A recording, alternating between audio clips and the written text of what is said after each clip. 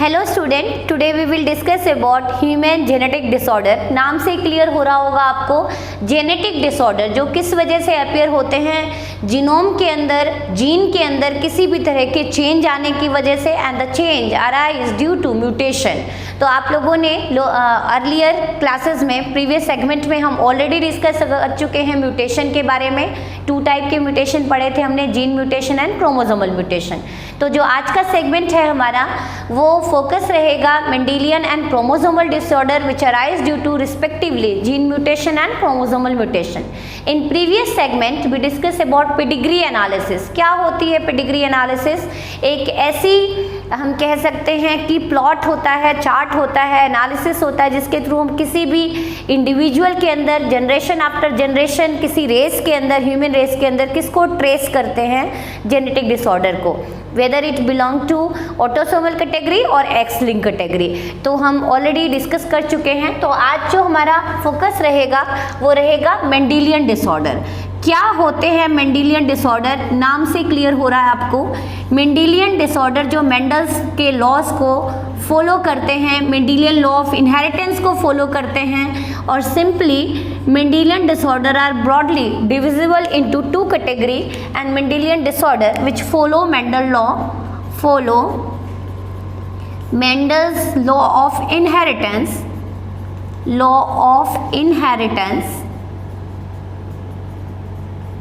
and it arises due to gene mutation. And gene mutation are of different type. We already discussed point mutation and frame shift mutation. Point mutation arise due to substitution of nitrogenous base pair, whereas frame shift mutation arise due to deletion or other mean of genetic mutation. तो gene mutation ये तो थी basic category. तो Mendelian disorder are broadly divisible into 2 category, autosomal and X link. It is divisible into 2 category if the gene is located over autosome and gene mutation take place, then it lead to autosomal disorders. And if the gene is located over X chromosome or sex chromosome, sex or X-linked disorder.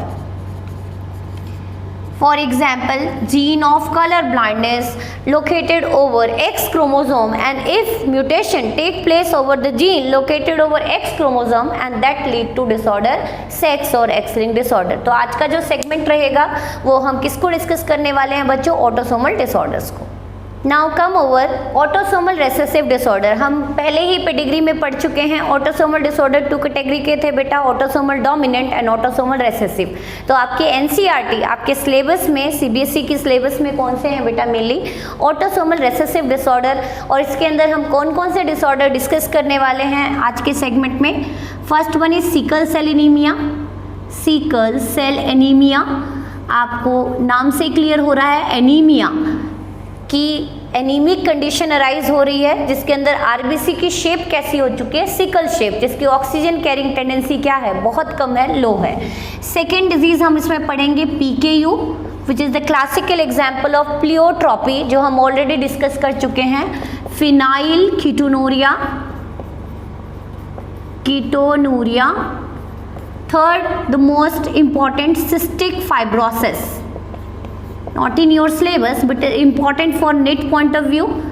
So we discuss in this segment CF, commonly represent with symbol CF, cystic fibrosis, and the last we discuss here thalassemia. तो हम इन सारे disorder को discuss करेंगे 1 by 1। तो आज का जो हमारा मेजर सेगमेंट रहेगा वो फोकस रहेगा sickle cell anaemia and PKU पे। तो first come over sickle cell anaemia. First come over sickle cell anaemia. Here sickle cell anemia is autosomal recessive disorder. Autosomal recessive disorder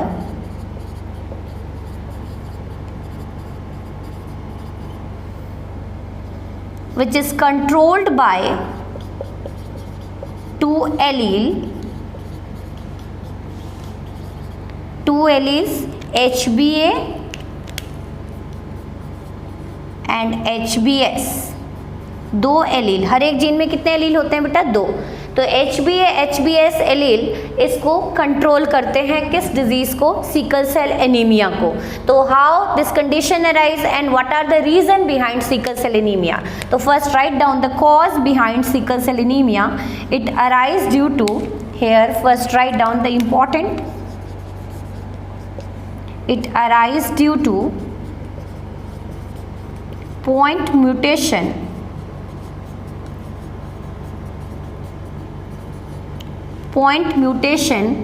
in beta chain of hemoglobin. Hemoglobin is composed of 2 alpha and 2 beta chain, and if in beta chain there is point mutation, then the shape of RBC become sickle shape. तो how point mutation take place या क्या changes आते हैं इसमें, तो this lead to change in or substitution of glutamic acid, which is a type of amino acid, acidic amino acid, substitution of glutamic acid via valine amino acid at 6th position of beta globin chain of hemoglobin. Beta globin chain of hemoglobin. Hemoglobin is composed of mainly 2 alpha and 2 beta. हालांकि delta chain भी होती है, but it is found in minor form. That's why आप अभी तक discuss करेंगे सिर्फ haemoglobin is tetra polypeptide in nature, composed of 2 alpha chain and 2 beta chain. तो हीमोग्लोबिन के किस चेन में चेंज आ रहा है बेटा, बीटा चेन में चेंज आ रहा है। किसकी वजह से चेंज आ रहा है, पॉइंट म्यूटेशन की वजह से। तो how point mutation take place. Now come over the explanation of point mutation कि बीटा चेन में कैसे पॉइंट म्यूटेशन आती है या जिसकी वजह से जो आरबीसी की शेप बाइकनकेव है वो सिकल शेप हो जाती है। तो here I explain eight 6th position, बहुत सारे अमीनो एसिड से मिलके बनी है बेटा पॉलीपेप्टाइड, तो किस पोजीशन पे चेंज आ रहा है, 6th पोजीशन पे। तो here I explain gene, normal gene है बेटा एट 6th पोजीशन। जीन को आप डीएनए को किससे रिप्रेजेंट करते हैं, 3 prime to 5 prime, 5 prime to 3 prime. You already studied in +1 chapter of biomolecule Watson and Crick model. तो CTC एट 6th पोजीशन कौन से कोडॉन प्रेजेंट है बेटा, CTC। उसका कॉम्प्लीमेंट्री क्या होता है, C के साथ क्या कंबाइंड होता है, G, T के साथ क्या कंबाइंड होता है, A, और C के साथ क्या कंबाइंड होता है, G। तो कॉम्प्लीमेंट्री बेस पे रूल कहते हैं। तो ये जीन है जो किस चीज को कोड करने वाला है बेटा, ग्लूटामिक एसिड को। किस चेन में, बीटा चेन में। किस पोजीशन पे, 6th पोजीशन पे। तो नाउ दिस जीन और gene is segment of DNA, clear. तो अब this gene undergo transcription and transcription में सिर्फ कौन सी स्ट्रैंड पार्टिसिपेट करती है, 3 prime to 5 prime, and that's why this strand is said to be template strand, and this 5 prime to 3 prime not participate। तो ये जीन है, डीएनए है, जो डीएनए किसको कोड करने वाला है, ग्लूटामिक एसिड को। तो डीएनए से क्या बनता है बेटा, आरएनए, आरएनए से क्या बनता है, प्रोटीन। तो दिस CTC, इसका कॉम्प्लीमेंट्री आरएनए क्या होगा बेटा, C के साथ क्या कंबाइंड होता है, G, T के साथ A, C के साथ क्या कंबाइंड होगा, G। तो this is 5 prime to 3 prime messenger RNA, mRNA, and this process is said to be transcription. इस प्रोसेस को क्या बोलते हैं, transcription. Now this mRNA undergo translation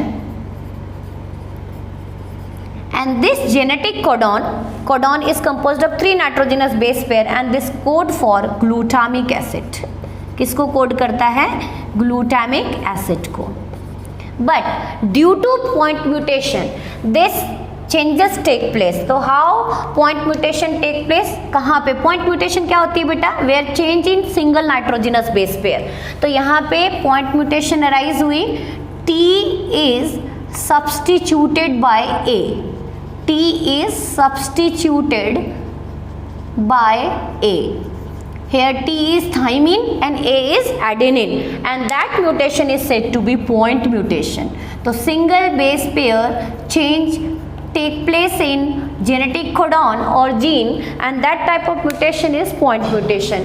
Now this is changes to CAC अब क्या देखा आपने, CTC था नॉर्मल सीक्वेंस, T की जगह पे क्या आ गया A, and that mutation is said to be point mutation. तो इसका कॉम्प्लीमेंट्री DNA स्ट्रैंड क्या होगा, C के साथ क्या कंबाइंड होता है बेटा G, A के साथ T, C के साथ क्या कंबाइंड होता है G।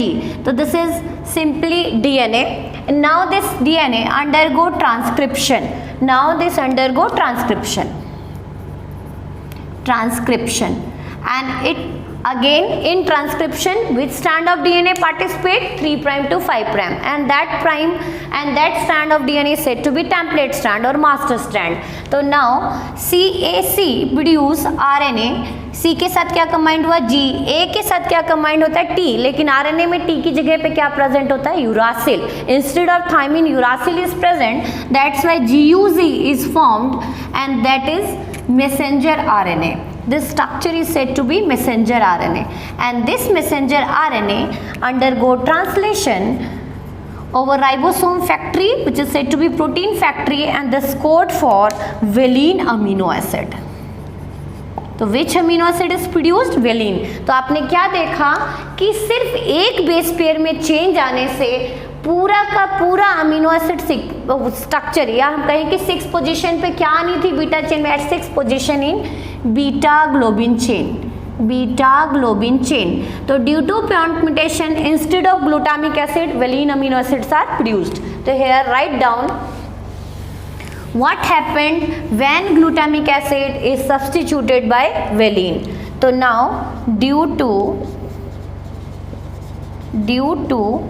point mutation,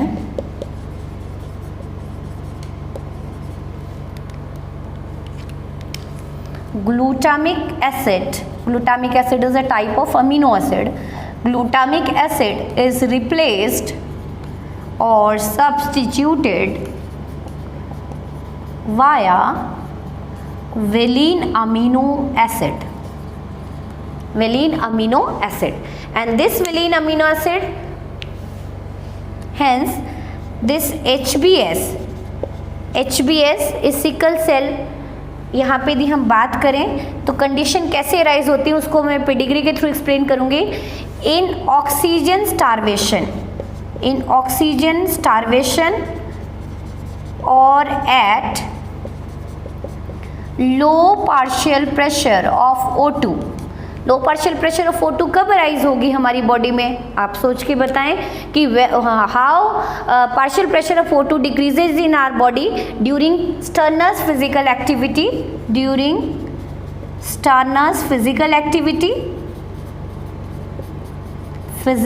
एक्टिविटी और एक्सरसाइज और कोई भी वर्कआउट आप कर रहे हैं और एट हाई एल्टीट्यूड।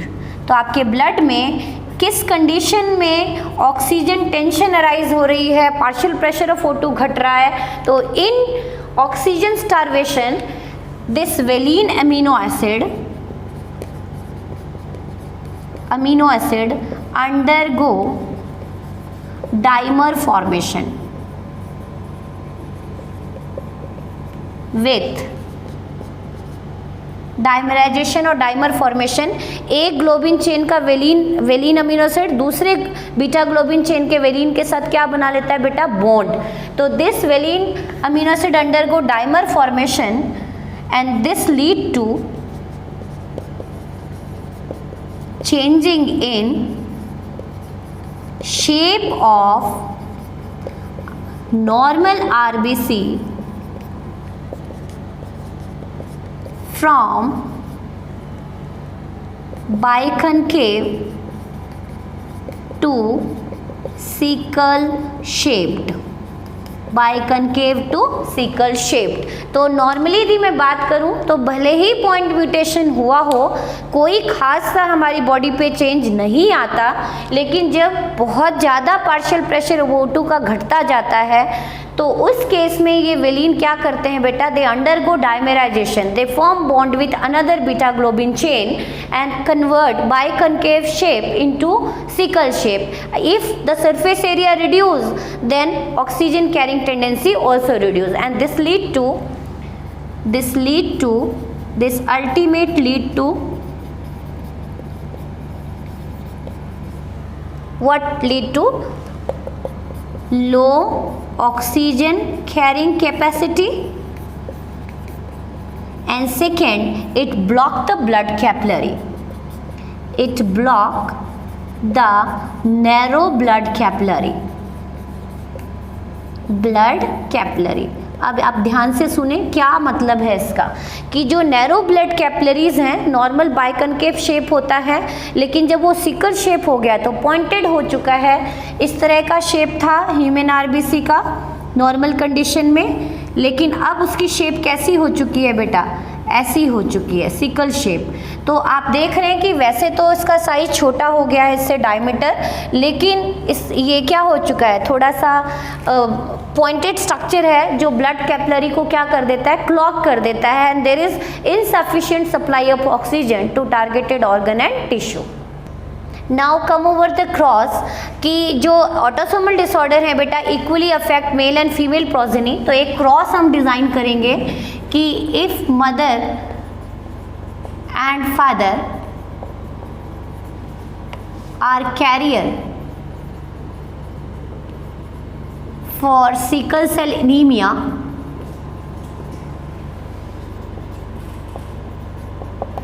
देन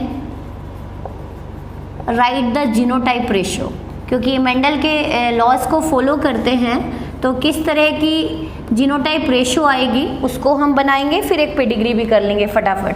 तो यहाँ पे ऑटोसोमल डिसऑर्डर है तो कैरियर है बेटा यहाँ पे, तो HbA-HbS is the carrier condition, this is carrier female. Marriage a male again with carrier condition HbA-HbS, this is male.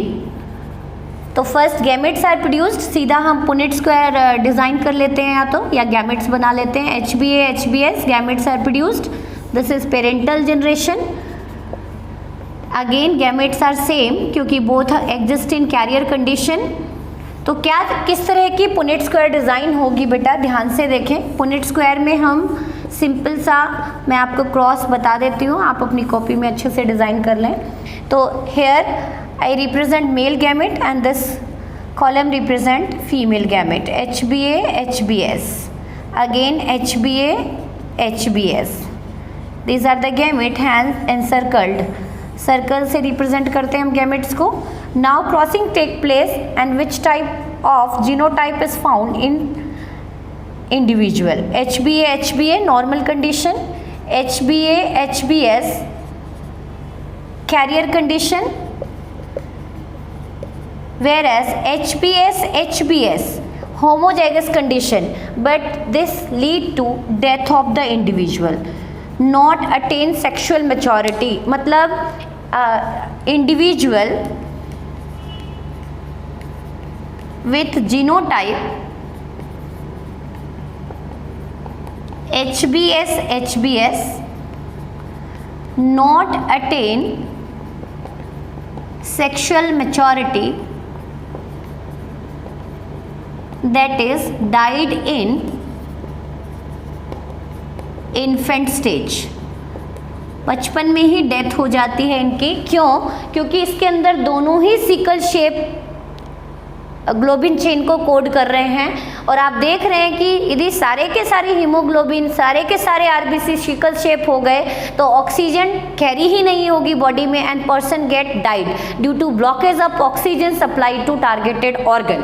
तो आप क्या देख रहे हैं कि इसकी डेथ हो गई। HbA-HbA is normal, HbA-HbA is here normal, whereas HbS-HbA is carrier। Normal condition में ये क्या रहते हैं, बिल्कुल ठीक, लेकिन ऑक्सीजन डिप्राइवेशन कंडीशन में, जब ऑक्सीजन स्टार्वेशन होती है, when the partial pressure of oxygen is low in blood, then RBC becomes sickle shape। तो what is the genotypic ratio here? तो here this is the F1 generation, तो genotypic ratio is 1:2। clear? तो 1 is normal and 2 is carrier। तो this is simple case कि आपसे question पूछा जाए how monohybrid cross ratio is deviated in sickle cell anaemia, तो here the ratio आना क्या चाहिए था 1:2:1, लेकिन यहाँ पे रेशियो क्या आया है हमारा 1:2। नाउ एक पेडिग्री प्रॉब्लम कर लेती हैं, उससे भी आपको क्लियर हो जाएगा कि if father is normal and mother is carrier और डिजीज देन व्हाट हैपन। ये कंडीशन नहीं हो सकती बेटा, तो इसका मतलब यदि वो डिजीज है तो वो किस कंडीशन में एग्जिस्ट करेगी, HbA-HbS कंडीशन में। तो next question, write down, if father is normal and mother is sickle cell anaemic, then what are the possible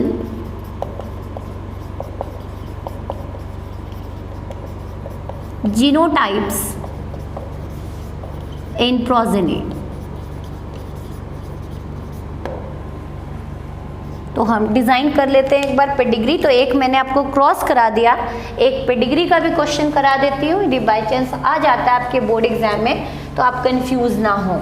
तो next come over the pedigree, here square represent male and circle represent female and female is diseased whereas father is normal.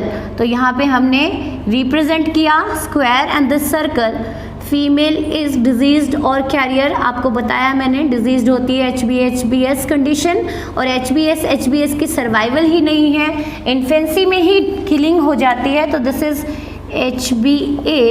HbA condition whereas HbA and HbS condition. So what are the possible combination of genotype in their male and female progeny? तो here autosomal disorder equally affect male and female। तो क्या combination हो सकते हैं, ध्यान से देखें कि यहाँ पे HbA कहाँ से आया बेटा। यदि मैं थोड़ा सा डिफरेंट कलर से रिप्रेजेंट कर दूँ तो आपको और अच्छे से समझ में आएगा। HbA एंड HbS मतलब ऐसा कुछ स्पेशल नहीं है, जस्ट मैंने कलर रिप्रेजेंट किया है एक्सप्लेन करने के लिए। HbA come from father and HbA come from mother, ये कंडीशन हो सकती है। या फिर कैसी कंडीशन हो सकती है बेटा, HbA from father and HbS from mother. Clear? Again यहाँ पे कौन सी कॉम्बिनेशन हो सकती है, HbA फ्रॉम, यहाँ पे ब्लू कलर से रिप्रेजेंट कर देती हूँ, HbA from father and HbA from mother. दूसरी कॉम्बिनेशन हो सकती है HbA from father and HbS from mother. Clear? तो आप क्या देख रहे हैं कि क्या पॉसिबिलिटी हो सकती है। HbA कोड फॉर नॉर्मल, ये किस चीज़ को कोड कर रहा है बेटा, नॉर्मल। यदि प्रोजेनी इस कॉम्बिनेशन के साथ हो सकते हैं तो वो नॉर्मल भी हो सकते हैं। यहाँ पे यदि प्रोजेनी इस कंडीशन के साथ हो सकते हैं तो कैरियर और डिजीज्ड कहते हैं हम इसको एक्चुअल में, डिजीज्ड। वाई? नॉर्मल कंडीशन में it is carrier, but in oxygen deprivation condition और starvation condition the RBC become sickle shape. तो यहाँ पे भी आप देखें कि HbA किसको कोड करेगा, नॉर्मल को, whereas this code for carrier और diseased. C stand for carrier and D stand for disease. तो आपसे क्वेश्चन पूछा जाए कि father is normal and mother is sickle cell anaemic, then what are the probability of their child affected from disease. तो here 50-50% chances, 50% normal भी आ सकते हैं और डिजीज भी आ सकते हैं। तो ये था हमारा सिकल सेल एनीमिया। नेक्स्ट हम डिस्कस करेंगे PKU, phenyl ketonuria. Now come over second autosomal recessive disorder, that is phenylketonuria और PKU. We already discuss in pleiotropy, लेकिन थोड़ा सा यहाँ पे एक्सप्लेन कर देती हूँ मैं फिनाइलकीटोनूरिया, क्योंकि वहाँ पे हमने मल्टीपल फिनोटिपिक एक्सप्रेशन को शो किया था और यहाँ पे हम मेंडेलियन ट्रेट को पढ़ रहे हैं, मेंडेलियन डिसऑर्डर को पढ़ रहे हैं, सॉरी। तो PKU किस वजह से राइज होती है, तो it is a inborn metabolic disorder. This belong to inborn metabolic, नाम से क्लियर हो रहा है कि इनबॉर्न डिफेक्ट आया है बच्चे में, and that defect arise due to mutation. Inborn metabolic disorder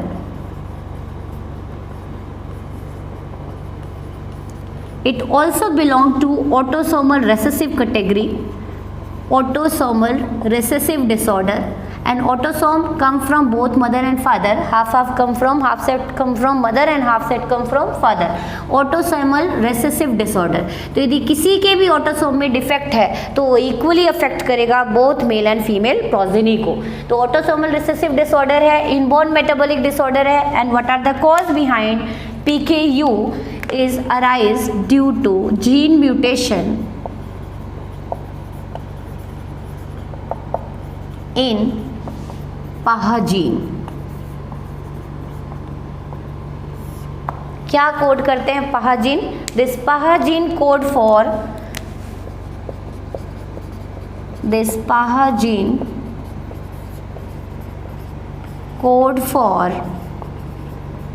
PAHA enzyme, and here the full form of PAHA is phenylalanine hydroxylase enzyme. Phenylalanine hydroxylase enzyme, and this enzyme is the most important enzyme which lead to metabolism of phenylalanine amino acids. तो हमारी body में total 20 amino acids होते हैं और अलग अलग amino acids की utilization होती है प्रोटीन सिंथेसिस में, and they converted from one form to another form with the help of different type of enzymes, different type of metabolism which is mainly operated in liver and other organ also. तो यहाँ पे जो PAHA enzyme है, this PAHA enzyme convert phenylalanine amino acid, clear? This phenylalanine amino acid in the presence of PAHA enzyme, full form हम already लिख चुके हैं, and convert them into tyrosine, and this reaction operated in liver. ये important है knit के लिए कि ये प्रोसेस कहाँ चलती है बेटा, लिवर में.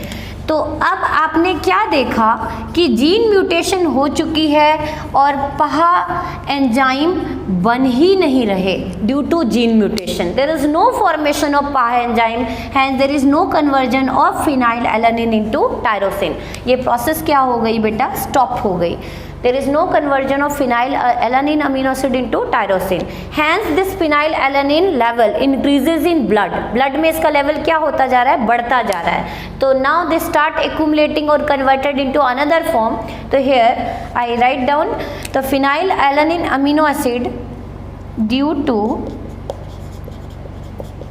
non-conversion of phenylalanine amino acid into tyrosine amino acid, its level increases in blood, and soon it converted into phenylpyruvic acid or other derivative, and this is the stable form of phenylalanine amino acid, other derivatives, and this phenylpyruvic acid start accumulating in brain tissue. This phenylpyruvic acid start depositing in brain tissue and cause serious mental retardation